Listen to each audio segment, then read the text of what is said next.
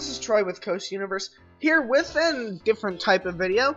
This is going to be a little series that I'm going to try and start doing, if you guys enjoy this series, about kind of some of the weird experiences I've had at amusement parks.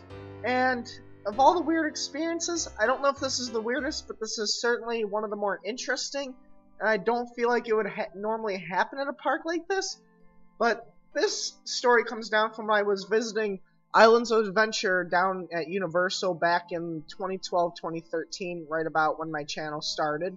So I don't have any footage from any of the Universal parks that I could find anyway.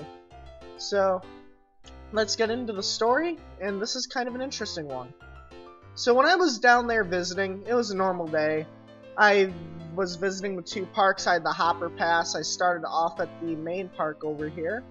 I did all the rides in this park, and then once I finished with the main park, I went over to Islands of Adventure because they were open an hour longer than the Universal Studios park.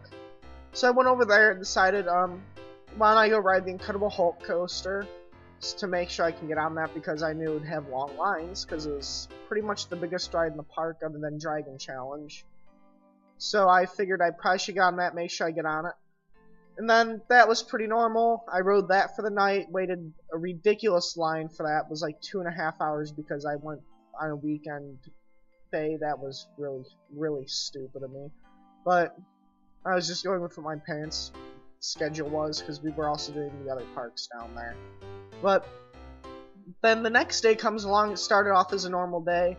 I did the Harry Potter area, the whole back, Jurassic Park, Dudley Do Rights, I missed Spider-Man, I did Poseidon, what else did I do?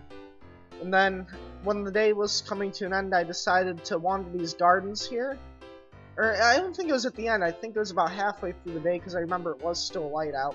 But I was wandering these gardens over here next to the Incredible Hulk. And then I came down these stairs here, walked down around to the smoking area that was down here, and something kind of weird happened when I was down there. So I was down there. Here, I will drop the little guy down, and hopefully it'll load so you can see. But you'll notice, just like any other amusement park, they have these smoking stands, and inside of them they have these buckets that collect all the buds from the cigarettes. Well, also down there they have garbage cans, which, oh, there's one. And I don't think it was this one. There was one over here in this area. It was, I believe it was between these. It was somewhere in that general area. But I walked down there, and the worker that was down there, like right before I was down there, emptied out one of these cans straight into the garbage can. So I came down there and I saw smoke in the area, and I opened up the trash can and I just saw flames inside of it. So, this is when the story gets interesting. Because it was a packed, hot summer day, we have the water stand that you can see right here, which as of now, I believe it's been converted to the Coca-Cola Freestyle, but at the time it was just a normal drink stand. And I also believe it was called something else other than lemon slush at the time. I can't quite remember, but I remember I had to come up these stairs here, and then go up to the clerk that was up at the counter, because, like I said, they didn't have these freestyle machines, it was just a counter around it. And then I had to go up to the people, there's this long line there, and I had to just go straight to the front and say, everybody is kind of mad at me. It's like, I have something that's a little bit more important than you guys getting your drinks. There's a garbage can on fire down there, and I need as much water as you can give me. And then she's like, well, we're not really supposed to be giving out multiple cups out to a single person, but she started filling up a bunch of cups. Me and a couple other people were carrying them down there, dumping it into the can. Meanwhile, the people that were down there with the trash can, they were emptying it out, getting all the stuff. They were throwing it all over the midway, stomping it out, and got the fire out, luckily.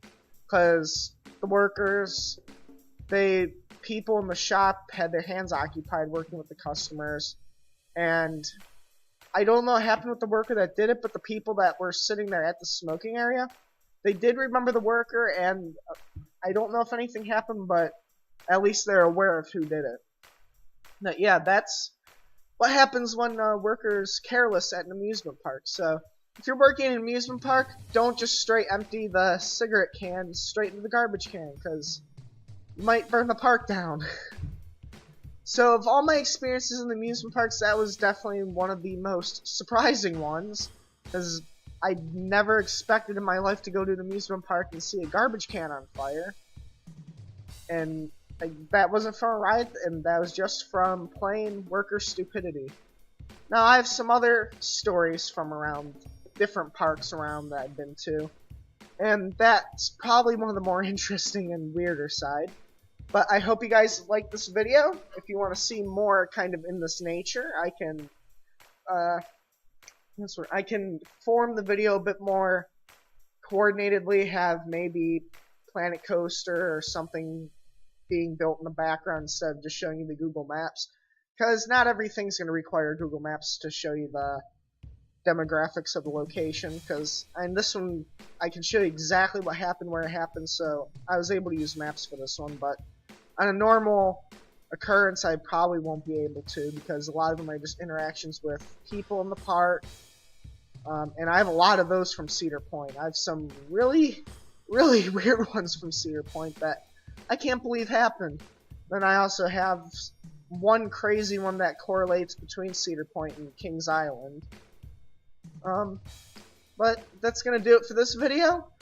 Go like the Coast Universe Preservation Museum on Facebook and follow us there to see next updates. The brand new intro and outro music that you've been hearing lately has been created by Amigos Creations, link to them in the description.